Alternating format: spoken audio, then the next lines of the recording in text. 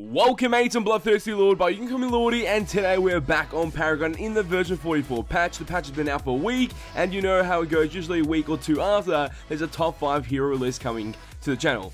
And that is this video. So this is going to be top 5 overpowered heroes, best heroes, broken heroes within the Paragon experience in version 44. There's some crazy characters on this list, and every character in version 44, majority of them are actually performing pretty well in my opinion, in the way the gameplay is and how they feel and how they interact in team fights, everything. It feels pretty good. I like this patch personally. Tell me your opinions on the patch in the comment section down below. Obviously, vision game is a big thing, and hopefully vision cards and vision equipment and stuff like that do come in the future. Something that we're going to talk about very soon, but let's talk about this video. But before we get to this video, make sure you smash that bloody like button. Let's try to get 200 likes on this video. So without further ado, let's get straight into it. So throughout this top 5 list, it consists of 5 heroes. Usually the most overpowered hero is number 1, and starting with number 5 to number 1, they can range from any position. It doesn't really matter. It's usually about the character and how they are playing within the experience in version 44 and how good they actually are, and that's how the list is made. Obviously, statistics are brought into this as well, amount of games played, and how the character is being used in certain elos, and what are the advantages of using this character overall, and sometimes even some disadvantages will be mentioned throughout this video. So the placement of this list is obviously not biased, and also the actual position or role for that character will be mentioned once we reach that actual number in that list, and obviously we'll talk about the role and why it's used there. So to start off the top 5 best heroes in Paragon version 44, we have at number 5, Rampage. He's reworked, he's a new man or new monster in version 44. He has some new abilities, nothing too crazy in my opinion, but it works so well for him. So he lost his ability to jump and now has been replaced with a soft CC ability which applies a slow in the area effect around him. Then we have the King of the Jungle ability which also provides him with health regen in the actual jungle, providing a sustained tool towards the character, and plus now he's able to do more damage towards minions depending on his current health when this ability is activated, or he has put a point into the ability. So that's pretty great to see. Just helps with his wave clear times in the jungle, and pretty much his character is obviously using the jungle. That is his best role, and every elo that he's using this character right now is performing pretty well. They're not going too bad. The win rates are pretty high up. When they have selected Rampage in the jungle role, that is his main role, and that will always be his main role because of his passive. And also this character is really great at ganking because he has a ranged boulder stun pretty much. That's how he works, and if you go into your ultimate form, you can chuck that boulder instantly. So that's why he has potential with ganking. He can gank from a far distance. If he lands that boulder and then his teammates are right there next to the actual character while fighting them, pretty much easy kill. If he's up close, he can use his Rumble ability, which applies a slow in the area, then followed up by the stun to make sure that character doesn't run away, or the enemy doesn't run away, and his teammates come up and clean it up for that easy kill, so then they get that slight lead they need in order to snowball. And since of the hero work, you don't have your leap ability anymore, so you need to make sure when to engage fights and when to disengage. You don't want to stay there for too long because you'll be like a sitting duck and pretty much get wrecked quickly and quite easily by the enemy team if they have like a carry that's trying to pretty much cut you to death because you can't close that gap. So you have to be really careful when you actually engage fights. So always try to go like for deep ganks or range ganks instead of going straight towards them from the lane that you're trying to gank. And now let's move on to the 4th position, and that does go to Gadget. Gadget is such a powerhouse at the moment in my opinion. I would put her high on the list, but I feel like number 4 position is pretty good for her. Her best role is obviously the mid lane, but you can also be playing in the off lane and also a aggressive support if you do desire to do so. So those are your choices when you play Gadget. Gadget packs a punch in all of her abilities. That's what I love about her. She's able to wave clear, do damage, and be some type of constant factor in every team fight because of her ultimate, her speed gate ability, her slows, and also her damage. It's just a beautiful kit in general, and it's always worked so well. And since the game feels like it's based more on hero-to-hero combat instead of the lane phase being the main focal point of a game and maybe one of the curving points of a game, now it's more on the hero-to-hero combat. So by using Gadget, you can go from the mid lane to the off lane and then to the bot lane to help them out and help them get those easy kills because your abilities do that, and that's what's great about using Gadget. Another great part about using Gadget is actually using the character to zone out enemies and control team fights, because her abilities allow you to do so with all the self CC to pretty much high damaging abilities. You can burst targets down with just your Q ability, your primary ability. That is insane, but obviously you have to play safe, because if you go for high damage on your character, you most likely will be squishy and be vulnerable to the enemy team's damage output, so be careful when playing Gadget. And now to move to the number 3 spot of the top 5 best heroes in Paragon, and that does go to Richter.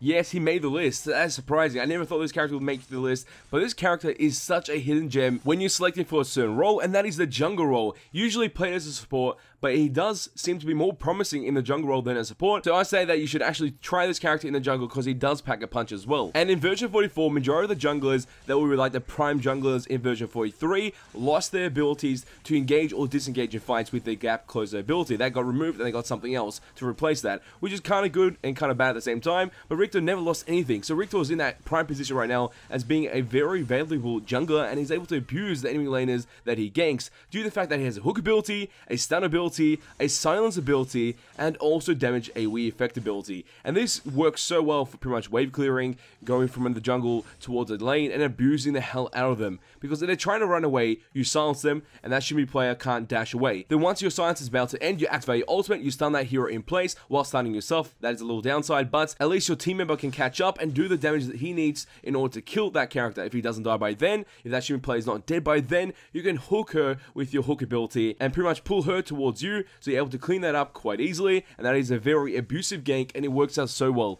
That is why I love Richter jungle. It just works so damn well. And once it's time to team fight as Richter, you do provide hard CC with your team, so that really helps out. You're able to stun someone, lock them down, and get that easy kill. But also, if you're losing a fight, then you decide to turn around and activate your ultimate, there's a chance that you're going to turn around the whole fight and make that a winning fight instead of a losing fight, and make it a good trade instead of a bad trade. Richter is able to turn around fights so well in Paragon that it's unbelievable. A couple of downsides to playing Richter: he doesn't have any insane damage compared to the other junglers, but he's pretty high up there. He's able to do some sustained damage through his AoE ability that runs for 4 seconds, Electrocute, I think that's what it's called, so that's alright. And also another downside, you have to be really close towards the character that you're trying to gank in order to get the full effect of your kit on that enemy opponent. If you're not too close, then it's going to be kind of hard unless you land that range hook of 1,500 units. If you're able to land that, then obviously the character that you're trying to gank is super close to you, then you can use your full potential of your kit to destroy that opponent. So make sure to keep that in mind when playing Richter jungle. And now let's move on to the number 2 position, and that does go to Revenant. This guy has insane damage output when it comes to single target enemies. He's able to do so much as a carry and also as a mid laner. His most preferred role is obviously the carry role. Mid lane, it becomes a difficult point because he has his greatest weakness, which is not doing enough damage towards multiple characters or multiple minions. He's not able to wave clear quick enough compared to the mid laners that he'll be versing, like Gideon, Gadgets, and so on and so on. So obviously, you want to try your best to take this character towards the carry lane. He's able to pack a punch there due to the fact of his damage output when it comes to single targets through all the abilities within his kit. He does have a passive called Hellfire Round, which means his last shot in his pistol or his pretty much basic attack will do insane damage, and obviously that will scale throughout the game, and depending on how many cards you have in your kit or at that moment, that do provide damage, and obviously what level you are, the agility. There's so many things to take into account when it comes to damage, but obviously that ability will make you pack a punch in that last shot. Then we do have his Scar ability, which you attach it to someone, you do increase damage towards that single target. Then pretty much has another ability where he pretty much spits out Black Guru towards the enemy, and that does increase damage as well to one target. And his ultimate, being the most snowballing mechanic in the game ever, he's able to use it to gain increased gold, but also the mechanic is that you go to the Nether Realm, I think that's what it's called, and you're able to kill and have a 1v1 against the enemy. If you do kill him, you do gain extra gold and extra benefits, so that is great, and obviously that is the goal. You want to snowball as much as possible. That is why he's been considered as a mid lane as well, because he's able to go mid lane, then roam towards other lanes, and snowball with his ultimate to get that massive lead that he needs. So then the wave clearing mechanic when it comes to mid lane doesn't mean too much, because he's obviously going to be killing that mid lane that he's versing as much as possible. Then he's able to slowly push that lane into the tower and also take out the tower, so on and so on. That is why he's been considered a mid laner, and he's pretty good for that one reason. And now let's move on to the number 1 position of the top 5 overpowered heroes, the best heroes, broken heroes in version 44 patch Paragon, and that does go to Shinbi. Yes, Shinbi is just amazing at the moment. She's able to do so much in the mid lane, in the off lane, and also in the jungle role. Because of the abilities she does have at this current moment, with the cards she's able to use in version 44, it's just so good. It works so well. They just gel together perfectly. And that is why many people are playing Shinbi. If you ever noticed that, she's got good damage, good sustain, good mobility, good gank potential, good roam potential, and the list keeps going and going. If you've never played the character, try it and give it a go, even though she might be a harder hero compared to other heroes like Grayson or other characters that you do play already. Give it a go and try it out. And obviously, if you're versing a ranged character, it's going to be a little bit harder, but nothing too crazy, because her trading mechanic, when she pretty much dashes in, uses a wolf, uses her wolves that go around her, then dashes out, and then if she's done enough stacks towards that enemy, she's able to use the ultimate, the majority win that trade, or even win that kill, and get that bonus gold that she needs in order to pretty much go against that character once again and pretty much become this snowballing character that becomes uncontrollable. And yeah, it becomes devastating when you verse a Shimbi player that gets like 20 kills per game. Yeah, that's something you don't want to verse, man. You don't want to verse that. So her biggest weakness is obviously silencing the character. So if you do play Richter or someone that does have a silence mechanic, you can use that silence towards that character Shimbi to lock her down. And also crowd control, a lot of it, like really hard CC. Because if you're able to lock her down for a long time, then obviously you can kill her before she's able to use any of her abilities. So that's why you want to use against Shimbi, especially if Shimbi is too strong. That's the only way you're going to stop her. So a quick overview of that list. At number 5 we had Rampage, number 4 we had Gadget, at number 3 we had Richter, at number 2 we had Revenant, and at number 1 we had Shimbi.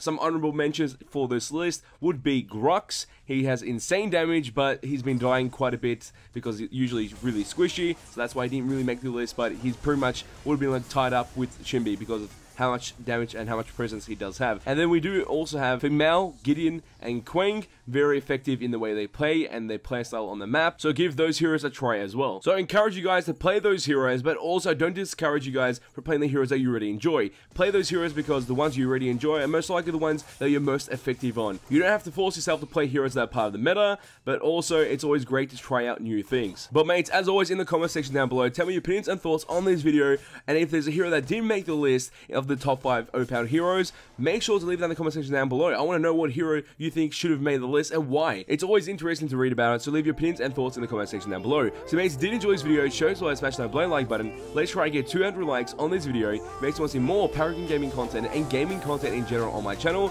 All you have to do is share this with your friends and hit the subscribe button to become a mate today. And that is all for this video. Oh, time to go, but don't you worry. Back very soon. His ass boys, he's 18, nothing yet.